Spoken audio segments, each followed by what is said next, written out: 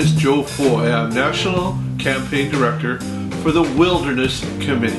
We're a Canadian environmental organization based in Vancouver with offices in Toronto, Winnipeg, and Victoria. We work to protect Canada's wilderness and wildlife. We have about 60,000 supporters nationwide. I produced this video to show our supporters our campaign activities for the period between May 2016 and April 2017.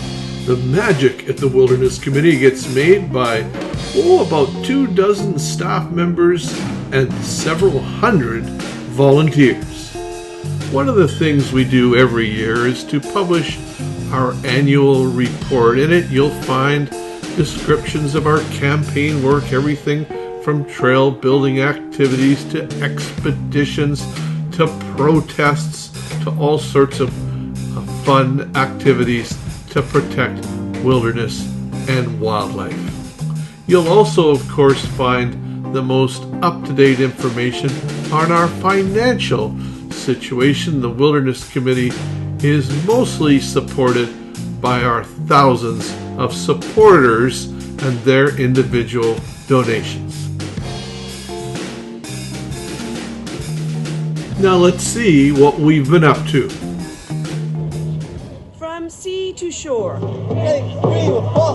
the protests have been endless. Despite that, the Trans Mountain Pipeline expansion project is moving forward. However, those opposed are not convinced. We see this as, window dressing on a recommendation that is effectively a rubber stamp. It's not if a spill will happen, but when, and we can't have that risk. If they think this pipeline is going to get built, they have another thing coming. Our Manitoba office produced 20,000 copies of our educational report entitled Keep It Wild. It's a call to expand Manitoba's protected area system. The BC government released a report on public support for the South Okanagan-Similkameen National Park Reserve proposal. At first, it didn't seem like much of an announcement, but when the Wilderness Committee's Gwen Barley dug a little deeper, we found massive public support for the park proposal. Reason to get up into the area and to celebrate. After spending time in the beautiful South Okanagan, Gwen got word that a critical piece of spotted owl habitat had been logged, so she went up to check it out. Hi, I'm Gwen Barley, and I'm the National Policy Director with the Wilderness Committee. Today I'm standing here in the Lillooet Valley in the middle of spotted owl habitat. Now obviously this habitat won't support any spotted owls for decades to come. In BC we're down to just 12 spotted owls in the wild, and that's the only place they're found in all of Canada. 100 years ago we had about 1,000 spotted owls in the wild, but because of ongoing logging and destruction of their habitat, that's why we're down to just a little over a handful. I attended the SSN First Nations Environmental Assessment meeting on the proposed Ajax copper open pit mine. The Wilderness Committee opposes the mine. While there, I saw Grand Chief Stuart Phillip, who also opposes the mine. This environmental assessment was a real groundbreaker, the first First Nations environmental assessment process in the country. Gwen Barley received distressing news from Summit Lake, British Columbia, that new logging road construction and the appearance of logging equipment right in the middle of western toad critical habitat was putting their survival at risk. Our allies, the Valhalla Wilderness Society, sent video of what was happening down to us. We immediately called on the provincial government to protect the 700 hectares of forest there. All these little guys are all hiding under rocks and things. Rocks and little crevices, and this was graded 4 days ago. Probably in this little area there's hundreds, and they're working this interface. Look up ahead, look at them go. We published 30,000 copies of this Wilderness Committee education report entitled Defend BC's Wildlife. It was written by Policy Director Gwen Barley and calls for BC provincial endangered species legislation to protect the habitat of our many species at risk. Eric Rader, the Wilderness Committee campaign director in Winnipeg, hosted an exciting cycling project called Bike for the Boo, where people were given the opportunity to ride their bikes through important caribou habitat in the boreal forest. We need you to get involved in helping protect woodland caribou. We'd like you to come on an overnight cycling trip with us, camp in this area, learn more about woodland caribou, learn more about what's happening with them in the province, and find out ways that you can help protect this iconic species of the boreal forest. You can learn more by logging on to our website, wildernesscommittee.org/Manitoba. Then Wilderness Committee Policy Director Gwen Barley got some good news from the southern prairies. Sage grouse numbers were up for the second year in a row. This all due to a court case we had launched with allies several years ago, backed by lawyers from Eco-Justice, that got critical habitat protected. Then our volunteer trail crew traveled to the fabulous old-growth forests of the Tloquet First Nations Tribal Park on Mears Island. They were led by Vancouver Island campaigner Torrance Cost. We got a tip that important spotted owl habitat was about to be logged. We went out to check this out. The spotted owl, of course, is an endangered species, and we made the call for the province to finally enact its own endangered species legislation to prevent this from happening. So we're here in this beautiful old forest at the end of the logging road, and we're in this area set aside as a wildlife habitat area for the protection of spotted owls. We can hear the wind in the trees. The area where I'm standing is slated to be logged. The logging of forests like this is why the spotted owl continues to slide towards extinction in Canada. Then Torrance Cost and Emily Hoffpar from our Victoria office on Vancouver Island headed out to the fabulous forests of Walburn Valley. There they documented recent logging of old-growth trees.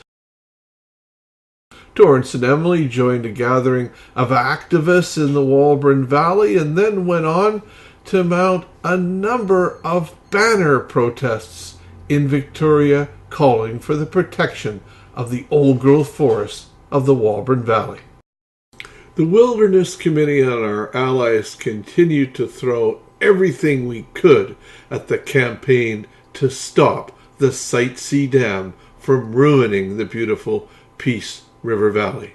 Meanwhile, a group of scientists is urging Ottawa to stop development on the Site C hydroelectric project, calling the massive dam on the Peace River a bellwether for the federal government. My guest this morning is Joe Foyt, National Campaign Director for the Wilderness Committee. Hi, Joe. Hi, Pamela.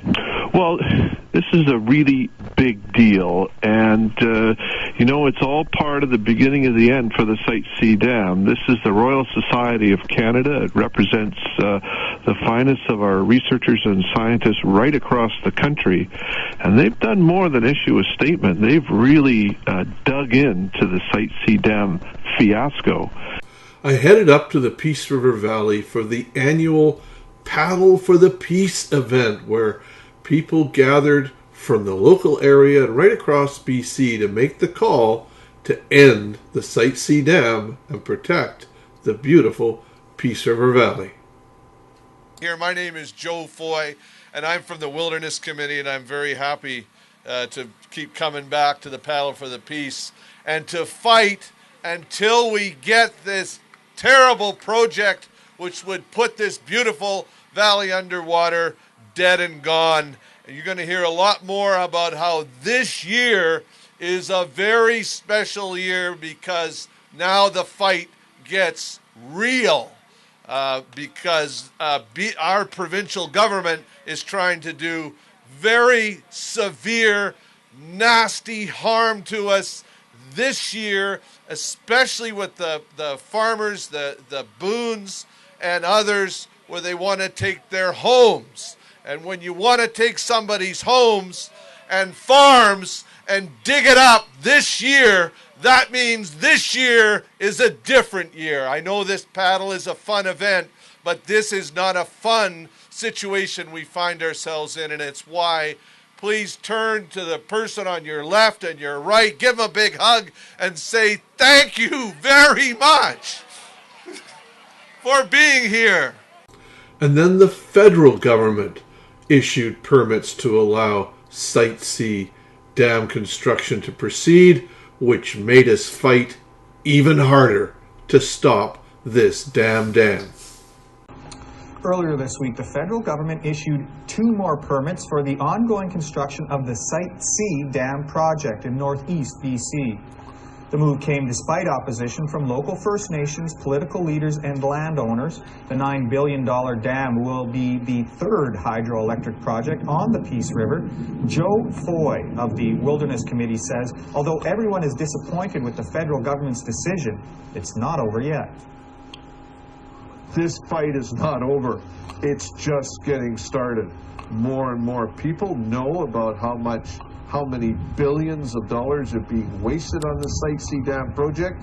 The Treaty 8 First Nations get their day in court in September in Montreal, and finally we have a provincial election coming at us next year. We've got to sink the Site C dam before it sinks all of us. Joining with allied environmental groups and led by lawyers from Eco-Justice, we launched a court case in the federal courts against the use of bee-killing neonicotinoid pesticides. Shortly after that, we celebrated wildly when the city of Vancouver banned the use of neonicotinoids in lawns and gardens. Our City Council has voted unanimously to ban neonics, a group of pesticides believed to contribute to bee mortality. The pesticides were developed in the 1990s as a safer alternative to DDT, but they are believed to kill bees by lowering their resistance to infection and weakening their ability to reproduce. Then we were back on Mears Island in the Toloquit First Nations Tribal Park there in the heart of Clayoquot Sound, helping to upgrade the fabulous Big Tree Trail. The Wilderness Committee's Torrance Cost traveled to Port Alberni on Vancouver Island to join in a protest against raw log exports. The exports of unmilled logs cause forest workers to lose their jobs and increase the amount of trees that are cut from old-growth forests. They wind their way through the streets of Port Alberni. Many of these protesters used to work in mills on Vancouver Island. This is not the first rally that I've dealt with bad forest policy that the government's brought in, including raw log exports. It's been a constant concern for the residents of Port Alberni and the workers here too. Raw log exports are a small but growing portion of BC's trade to Asia, and with many mills closing over the past decade, it's a sensitive issue. Most of the ships leaving Port Alberni are loaded with raw logs, not processed lumber. We need government leadership. Our government needs to represent us. We elect them to take care of the environment and to take care of our communities, and right now they're just taking care of a handful of logging companies, and that needs to change. Back in the Wilderness Committee's Vancouver offices, we put on a retirement party for longtime Wilderness Committee executive team member Matt Zhang. Matt looked after the finances of the Wilderness Committee from the 1990s until the present time. He guided us through the tricky waters of trying to keep an environmental organization afloat, and was much loved by everyone he worked with. In August, the federal panel charged with hearing public sentiment regarding Kinder Morgan's proposed pipeline expansion met a wall of opposition in Vancouver, including from our own climate campaigner, Peter McCartney. Regardless of the government's decision, I hope that people are ready to shut this pipeline down. But I would ask that the government reject this pipeline. Thank you. And we spoke to the Kinder Morgan pipeline panel in Victoria as well. Hearing is underway for a second day in Victoria as a federal panel takes a second look at the controversial Trans Mountain Pipeline expansion project. All our efforts to do what we can do as Canadians to rein in climate change, and that means we should not be exporting bitumen around the world. We should not be exporting any carbon-based fuels.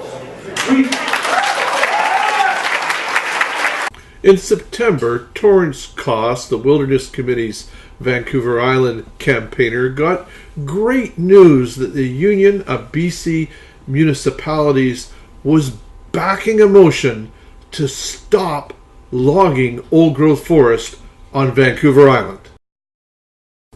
We published 55,000 copies of one of our educational reports, this one written by Policy Director Gwen Barley, about the need to ban bee-killing neonicotinoid pesticides right across Canada in order to protect bees and our other precious pollinators.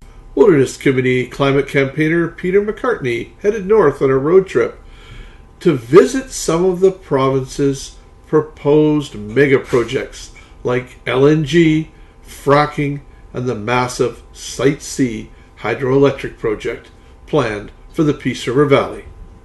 So this is the first time I've ever been to the Peace River Valley, and we just drove up the most majestic landscape you'd ever see. It's early September and all the leaves are changing.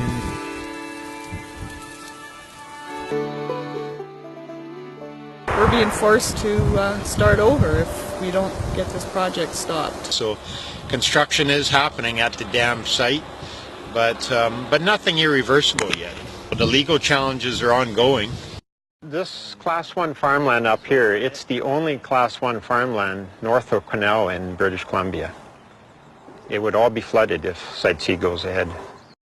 In October, back in Vancouver, the Wilderness Committee, together with our allies, the Council of Canadians and Fight C, put on a town hall meeting asking the question, how are we going to stop the Site C dam? For the news tonight, it is a mammoth project with plenty of opponents. The Site C dam has been years in the making, but tonight dozens of people packed a local community center to protest the project and discuss how to stop it. Our Brenna Rose was there. There's going to be an irreplaceable loss if it goes ahead. Their message is unwavering. I'm frustrated, I'm heartsick, and I'm angry, and I want to do something about this. And I think a lot of you do too.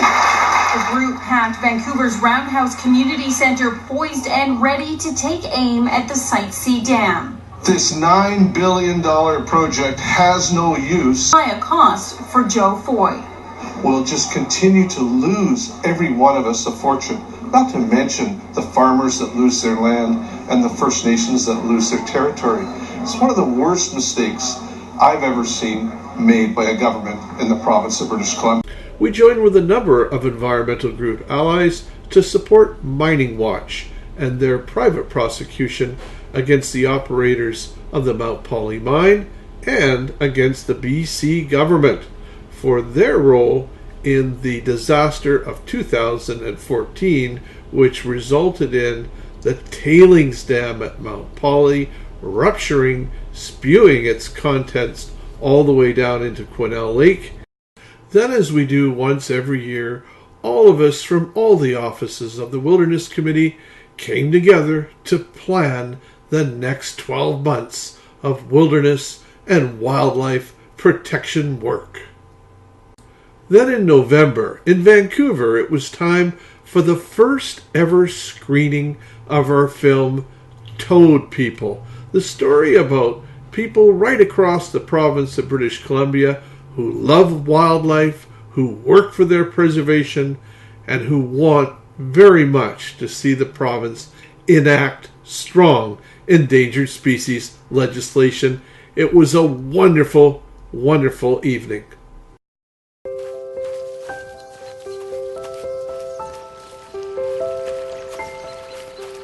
Peel the leaves up. See if we can find him. There he is.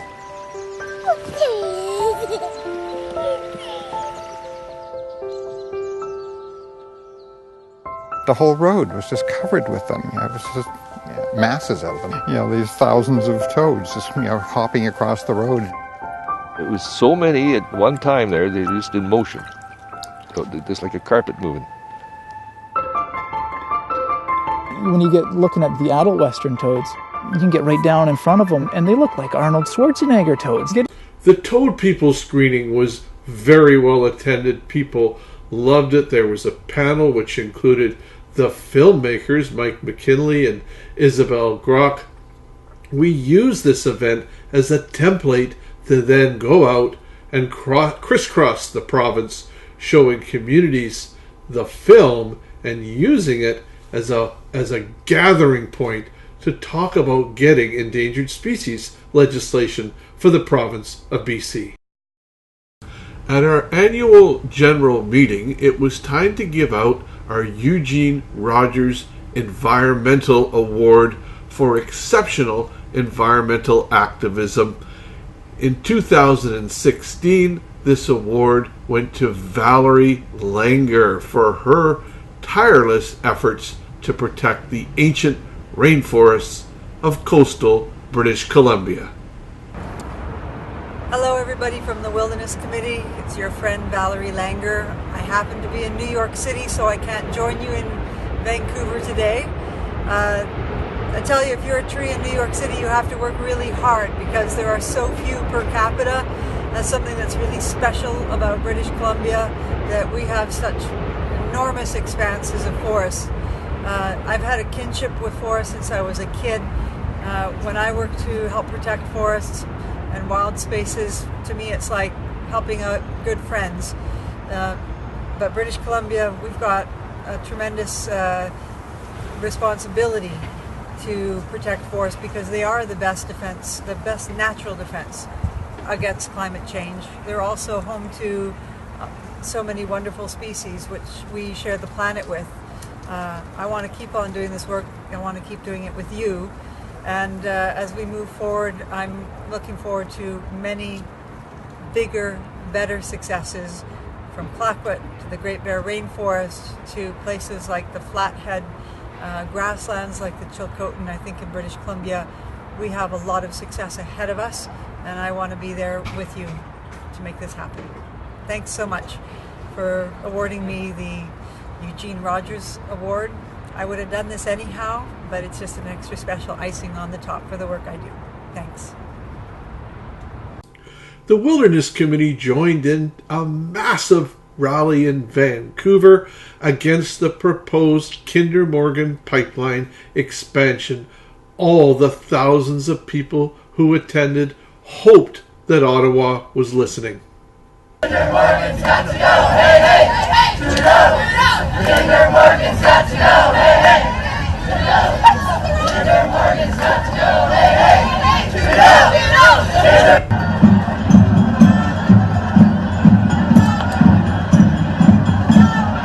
People poured out of their homes to the Vancouver streets to demand that Prime Minister Trudeau not okay the pipeline.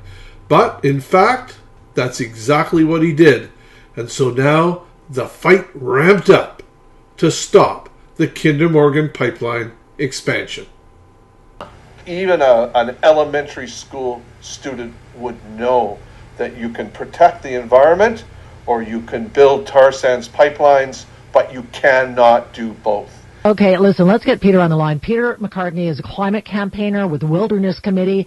You know, I'm from Alberta, and I feel for the people in Alberta. I'm going back here. I know things are tough, but the truth is this pipeline isn't going to raise the price of oil. It's not going to do anything for the people of Alberta, and they've been sold this idea that all they need is a pipeline, when it's really a political decision and not an economic one. Jeff Rubin was out in the CBC today, the leading economist for CIBC, and he said the economic case for this pipeline isn't there. And then BC Premier Christy Clark gave the province's okay for Kinder Morgan's pipeline expansion. It only made people more determined to stop this tar sands pipeline. It's a massive amount of carbon pollution right at the moment when the world needs to be turning away from fossil fuels. Bringing ships onto our coast that carry 750,000 barrels of dirty tar sands oil that we know we can't clean up would be a disaster for the west coast here. And people are very concerned that when one of these ships goes down in our harbor, that people aren't going to be able to clean it up and we'll be stuck with tarred beaches for decades. And then great news from Clayoquot Sound, where the Ahousaht First Nation have completed a land use plan for their territory and banned mining and clear-cut logging. We joined with our friends Raven Trust and the Council of Canadians to put on a fundraiser to help the Chilcotin Nation defend their territory, including beautiful Fish Lake, in court against Taseko Mines.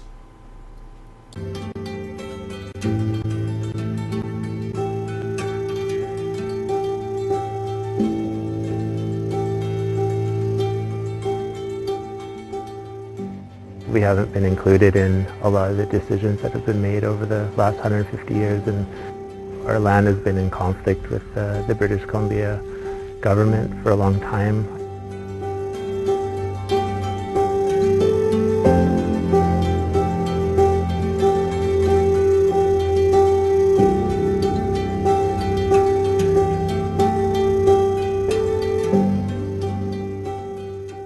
This is a moment of time that, we can reduce our conflict, we can come together and try to resolve things through our perspective as well.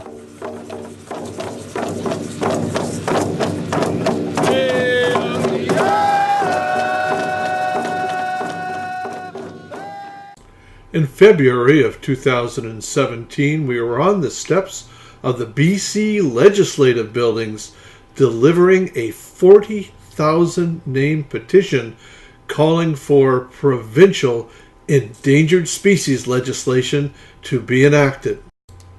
Then we published 20,000 copies of our education report entitled Vote Wild. It encouraged people in British Columbia to vote with the environment in mind in the upcoming provincial election. On Valentine's Day, we gathered on the legislative lawn to demand a little more love for BC's environment. Angry protesters aren't feeling the love this Valentine's Day as they gather outside the BC legislature. The status quo of growth at all costs, at polluted waterways, of trampling Indigenous rights is no longer acceptable. In March of 2017, we joined with our friends at Sierra Club to hold a series of public meetings on northern Vancouver Island over the future of the island's remaining old-growth forests. We rallied with forest workers in front of the BC legislature, calling for an end to raw log exports to protect mill jobs. We produced a video to encourage youth to speak to their families about the upcoming provincial election and the importance of dealing with climate change and environmental protection.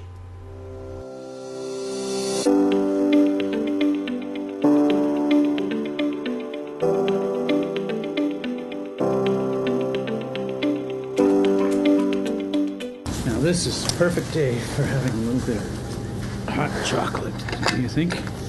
Although it's March and it's snowing, this is, I don't know, it's strange weather patterns. What do you think about climate change?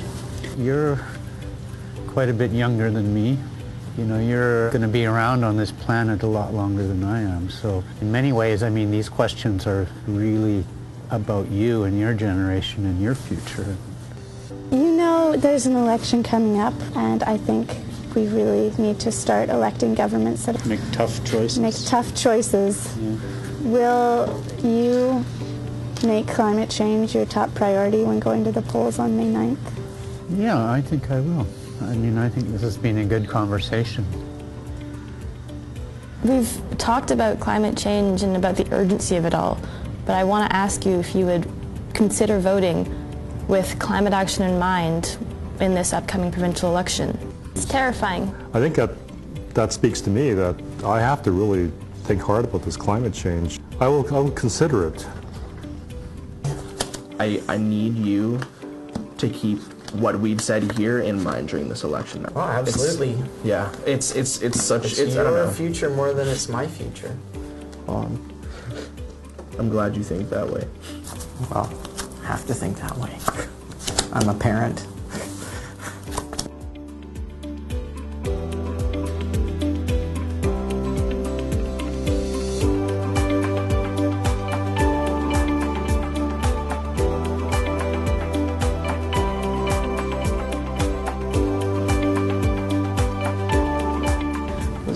Really encouraging.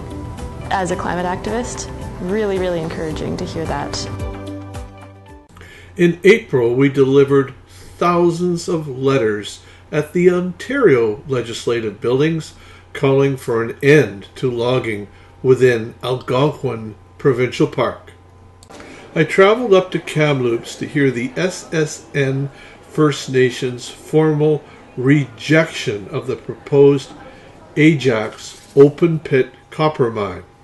We produced 30,000 copies of an education report entitled Caribou in Crisis, written by Manitoba campaign director Eric Rader. It lays out the case for Canada stepping up to protect the habitat of the increasingly endangered woodland caribou right across the boreal forest and down into the montane forests of British Columbia. And then we joined together to help out our allies as they put together an extremely well-attended event to talk about how people in Vancouver could help stop the Site C Dam.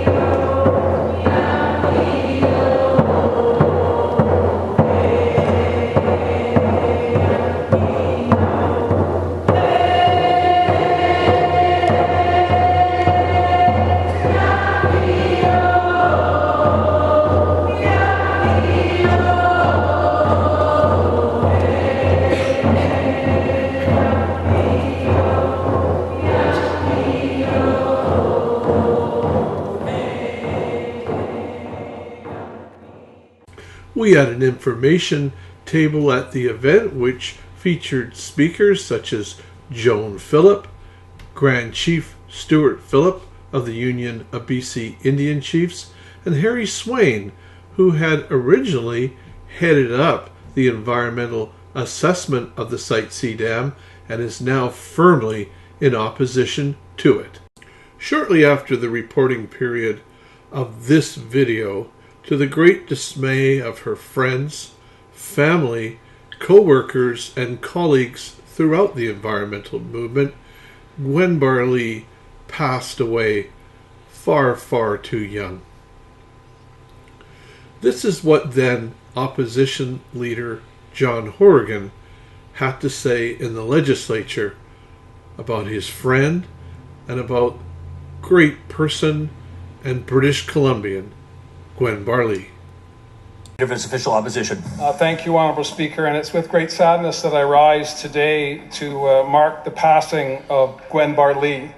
Gwen was the daughter of Bill Barlee, a member of this House, but she was much more than that. She was a tireless champion for the environment and a good personal friend of mine. Gwen always sought consensus and cooperation. It may not always have felt that way to ministers on the other side, but each and every day Gwen got up to try and make life a little bit better for herself, for her community, and most importantly for the wild spaces and those that live there, the animals of British Columbia. Her biggest attempt to get species at risk legislation through this legislature may be something that we could look forward to as a legacy for her good works. But I also want to talk a little bit about how she fought through all of these challenges over the past number of years. She also contracted Lyme disease back in 2006, 2007, and became an advocate for that disease as well. So it wasn't just the environment, it wasn't just protected spaces and protected species, it was how do we address this health challenge here in British Columbia and indeed right across North America. Lastly, it would not be a tribute to Gwen Barlee if you didn't talk about her fierce competitiveness. And if anyone ever had a deck of cards in their hand and thought that they could play Texas Hold'em, they never met Gwen Barlee. She was, through her dad, a prospector of this and that across this great province. Bill was famous for his ghost towns and gold trails, and Gwen was with him as a child and continued on a passion for this great province, its great history, and most importantly, a little bit of blackjack and a little bit of cards now and again. I will greatly miss Gwen. Her colleagues at the Western Wilderness Committee will miss her as well. I know she'll be missed by her mom, Kathleen, her sisters, Diane and Veronica, and by anyone in this house who ever had the opportunity to meet Gwen Barlee. It's a very, very sad day, but I believe we should all go on with her in our hearts and her in our minds as we bring forward legislation to protect those wonderful places that are so important to her. Well, that's all I have for now. If you would like to join in the fight to protect Canada's wild nature, please go to our website, wildernesscommittee.org. That's wildernesscommittee.org.